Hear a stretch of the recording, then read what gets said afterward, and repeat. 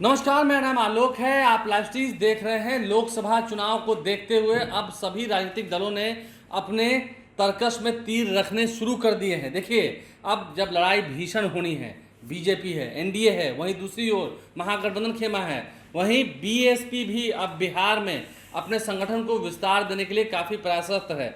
Bihar BSP के जो प्रदेश प्रभारी हैं अनिल कुमार, वो भी आज प्रशिक्षण शिविर में मौजूद है। तस्वीर देखिए, तस्वीर जो है वो नालंदा की है।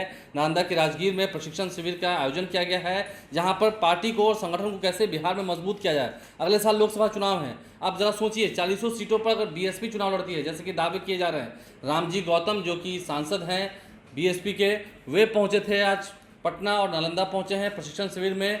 जो कार्यकर्ता हैं बीएसपी के बूथ लेवल के कार्यकर्ता हैं, उन्हें प्रशिक्षित किया जा रहा है कैसे संगठन को मजबूत किया जाए, इस पर जोर दिया जा रहा है। क्या कुछ कहा है रामजी गौतम ने। वहीं अनिल कुमार जो कि बिहार के प्रदेश प्रभारी हैं बीएसपी के, बहुजन समाज पार्टी के, उन्होंने साफ साफ दावा किया है कि अगले साल परचम तो लहराएगा बिहार में बीएसपी का। क्या कुछ कह रहे हैं, जरा सुनिए।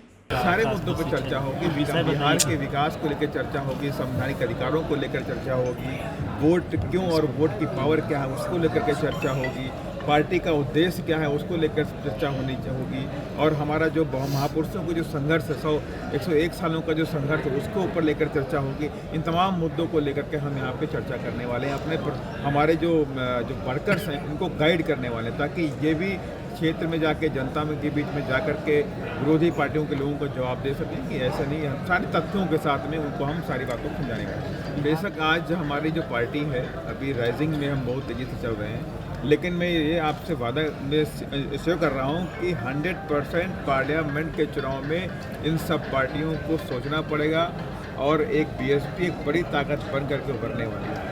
जो इस तरह का दलित अत्याचार यहाँ प्रदेश के अंदर हो रहा है, दलितों के पैसे को ये लोग डाइवर्ट करके कहीं और खर्चा कर रहे हैं, उनके स्कॉलरशिप को, उनकी पढ़ाई के पैसों को कहीं और जाके खर्चा कर रहे हैं, आए दिन अत्याचार के केसेस हो रहे हैं। तो इन सब चीज़ों को लेकर के यहाँ पर बिहार का जो दलित है, खासतौर से आदिवासी, वो समझ रहा है कि बहुजन समाज पार्टी उनकी बात को उठाने वाली पार्टी है। इसी बिहार के अंदर अधिकारियों को कोई विधायक पकड़ के पीटने का काम करता है, क्या होता है, कुछ भी तो नहीं होता।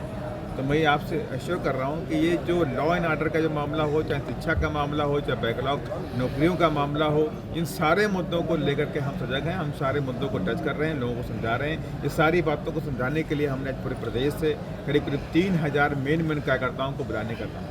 अब हमारे माननीय सांसद साहब ने बताया कि 3 दिवसीय प्रशिक्षण शिविर है कैडर क्लास में, जो बिहार भर के 3000 हमारे कैडर हैं वो आए हैं और यहाँ प्रशिक्षण लेंगे, सीखेंगे, कैडर के बारे में समझेंगे, बीएसपी के मिशन के बारे में समझेंगे, माननीय काशीराम साहब का क्या सोच था, क्यों पार्टी की स्थापना की गई, इन सब के बारे में विचार करेंगे।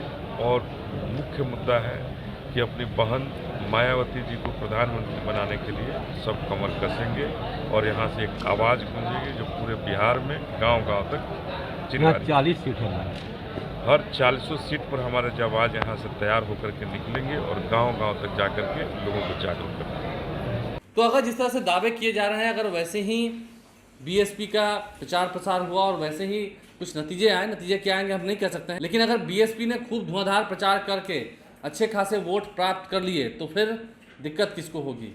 एक तरफ एनडीए खेमा है, एक तरफ महागठबंधन खेमा है, बीएसपी इस बीच में से कितना वोट निकाल ले जाती है, देखना होगा। हमारे चैनल को सब्सक्राइब कर लें, साथ साथ फेसबुक पेज भी लाइक करें। धन्यवाद।